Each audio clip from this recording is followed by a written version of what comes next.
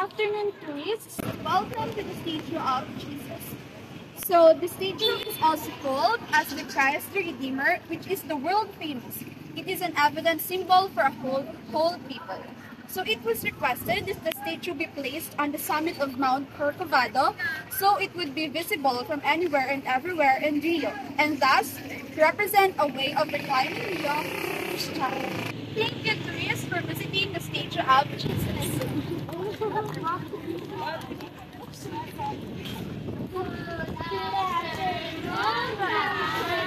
everyone. Hello. For our next destination is the statue of Mary.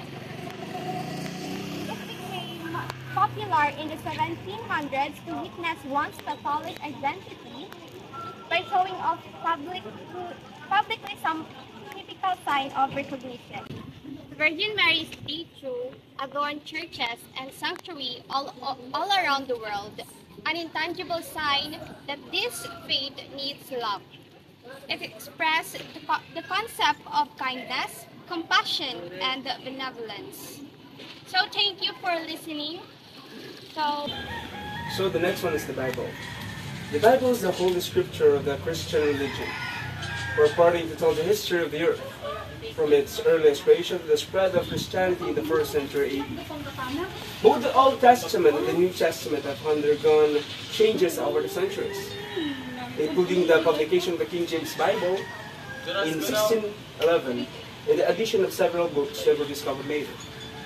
The Old Testament is the first section of the Bible. The Bible itself covers the creation of earth through Noah and the flood, Moses, and more. The finishing with the Jews being expelled to Babylon. The Bible's Old Testament is very similar to the Hebrew Bible, which has origins in the ancient religion of Judaism. The exact beginnings of the Jewish religions are unknown, but the first known mention of Israel is an Egyptian inscription from the 3rd century BC.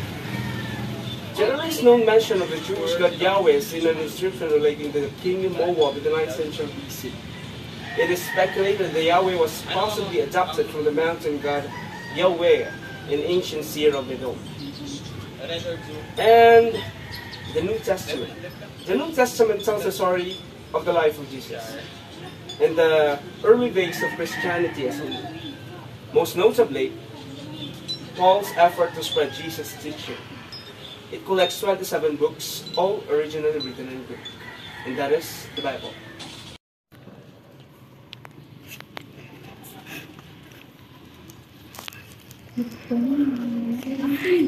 So welcome to the second image of the Roman Catholic religion, which is the altar.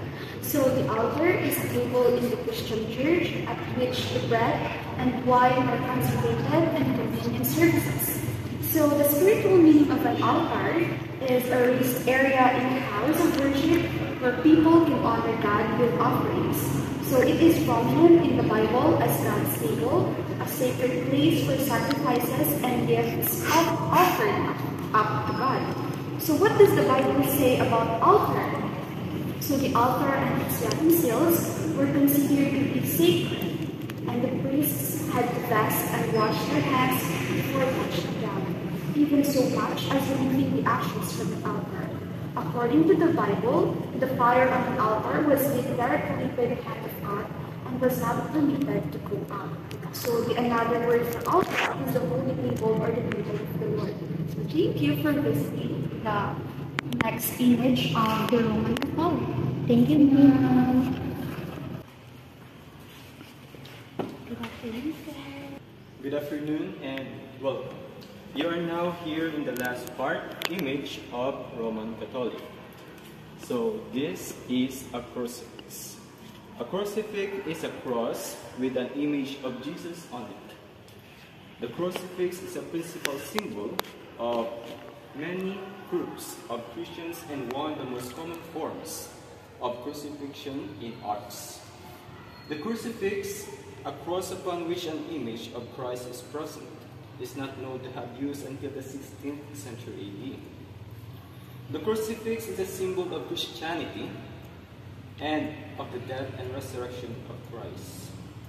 For followers of the Christian faith, it serves as a reminder of God's sacrifice of His only Son so that humanity may have salvation.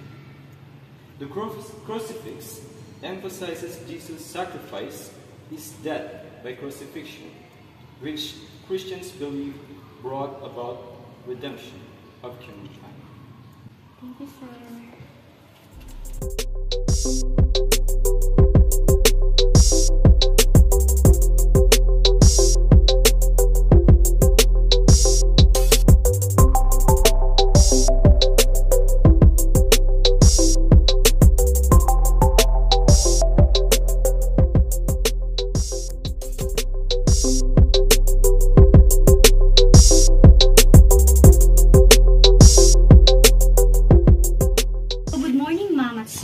Dito po tayo sa sulok kung saan makikita ninyo ang mga mahalagang bagay sa relihiyong Muslim. Ito po ay tatalakayin natin at una po ay ang Quran. Muslim believe that Quran, the holy book of Islam, was revealed to Muhammad over a period of 23 years, starting with the initial revelation of Mount Hira.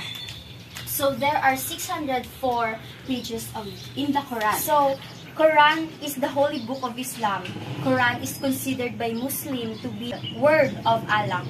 This book is different from other religious texts in that it is believed to be the literal word of God through the Prophet Muhammad. Some Muslims call it the final testament. So the Quran describes itself as a book of guidance for mankind. It sometimes often detailed accounts of specific historical events, and it often emphasizes the moral significance of an event over its narrative sequence. So why is Quran important in Muslims' life? So they believe that it is a guidance in every aspect of their lives, and the best guidance we can find is in the Quran. So it is a manual for everyday life, from trivial matter to the important things related to society, worship of personal matters. The Quran provides us with detailed guidance on how we should live a good and happy life. So that is all about Quran. Thank you, ma'am. So here is the next one, is the Islam art or the Islamic arabesque. So the Islamic arabesque is a development of the late antique and Byzantine types of scrolling vegetal decoration that were inherited by Islam and used with relatively little change in early Islamic art. For example, in the famous 8th century mosaics of the Great Mosque of Damascus. So the plants most often used are stylized versions of the acanthus, with its emphasis on leafy forms, and the vine, with an equal emphasis on twining stems. So the evolution of these forms into a distinctive Islamic type was complete by the 11th century in works like the Mashata Fasad. Thereafter, it was used very widely across the Islamic world, by no means just in Arabic-speaking areas in many media for several centuries and developed further. In the process of development, the plant forms become increasingly simplified and stylized. So claims are often made regarding the theological significance of this arabesque and its origin in a specifically Islamic view of the world. Motifs they did.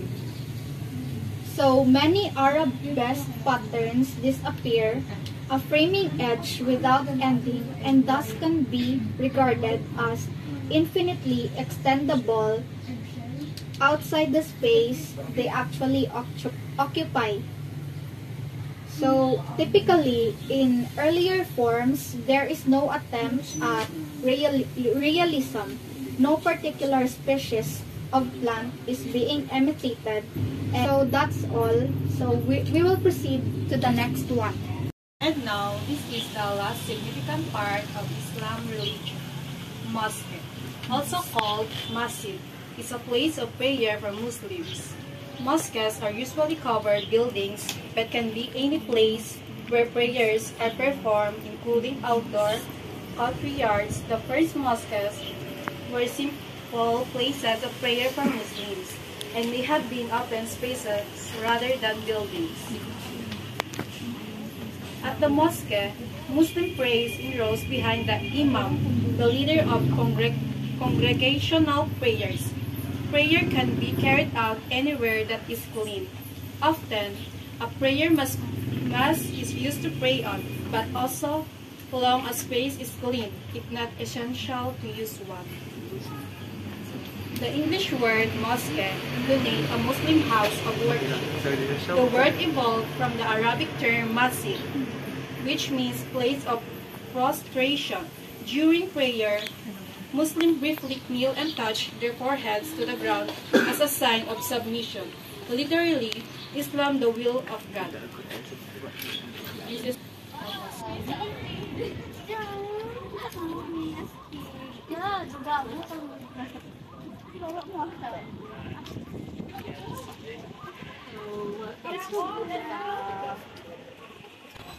Welcome to the corner of Buddhism. Siddhartha Gautama, most commonly referred as Buddha, was a Southern Asian renunciate who founded Buddhism. According to Buddhist tradition, he was born of Lumbini in the place called Nepal. To the royal parents of Shakya clan, he renounced his home to live as Shramana. This is because not all statues are the same. Different Buddha statues have different shapes, sizes, different gestures, and mudras and style of presentation. These variations are not just called the sake of decorations, but they certain meanings of origin per teachings of Buddhism. With 360 million followers, Buddhism is the fourth largest religion in the world. In Buddhism, there is no single holy book. Extensive scriptures have been preserved in many Asian languages. Buddhists don't believe in supreme being or creator in God. The word Buddha means enlightened. The path of enlightenment is attained by utilizing mortality, meditation, and wisdom.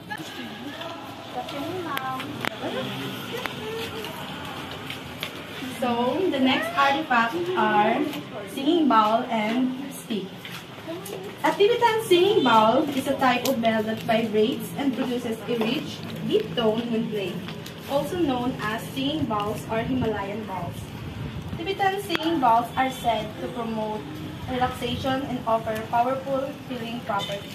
Buddhist monks have long used Tibetan singing bowls in meditation practice. In addition, some wellness practitioners, including music therapists, massage therapists, and yoga therapists, use Tibetan singing bowls during treatment. Good afternoon. Lastly, we are now at the last part of the Buddhism corner, which is stupa.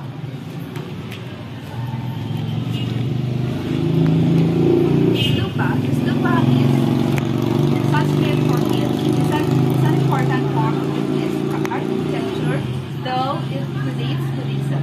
It is generally considered to be a statuary monument, a place of burial, or a receptacle for religious objects. At its simplest, a stupa is a dirt burial mound faced with stone. In Buddhism, the earliest stupas contain portion of the Buddha's ashes, and as a result, the stupa began to associated with the body of the Buddha. Adding the Buddha's ashes to the mound of dirt activated, it lent the energy of the Buddha himself. Buddhists visit stupas to perform rituals that help them to achieve one of the most important goals of Buddhism, which is to understand the Buddha's teaching known as the Four Noble Truths, also known as the Dharma and the Law. So when they die, they cease to be caught up in samsara, the endless cycle of birth and death. The Four Noble Truths. Number 1, life is suffering. Number 2, the cause of suffering is desire. Number 3, the cause of desire must be overcome. Lastly, when desire is overcome, there is no more suffering. Once individuals come to fully understand the Four Noble Truths, they are able to achieve enlightenment or the complete knowledge of the Dharma. In fact, Buddha means the enlightened one, and it is the knowledge that Buddha gained on his way to achieving enlightenment that Buddhist practitioners seek on their own journey towards enlightenment.